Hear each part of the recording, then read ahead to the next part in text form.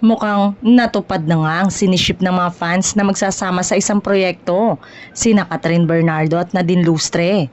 Nag 1+1 na naman kasi ang netizen dahil sa kumakalat na photos nila Catherine at Nadine sa online world, lalo na sa X.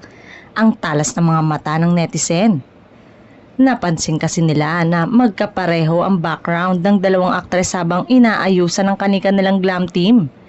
Hindi ba sa isang kumakalat na video na kuha sa ABS-CBN Ball ay dinig na kinumpirma mismo ni Catherine at Nadine na may gagawin silang proyekto na magsasama. Top secret pa ang nasabing collaboration project ng dalawang aktres. May nagchika pa na endorsement campaign ang proyektong ginagawa ni Kat at Nadine. Nakakatuwa nga na medyo behave na sa bardagulan ang fans nila sa social media dahil nakita naman nila na okay ang turingan ng mga idolo at walang awayan o tarayan ang dalawa. Palagi ngang trending ang pagsasama nilang dalawa sa mga event kaya for sure, winner ang inaabang ang unang pagsasama ni Catherine at Nadine.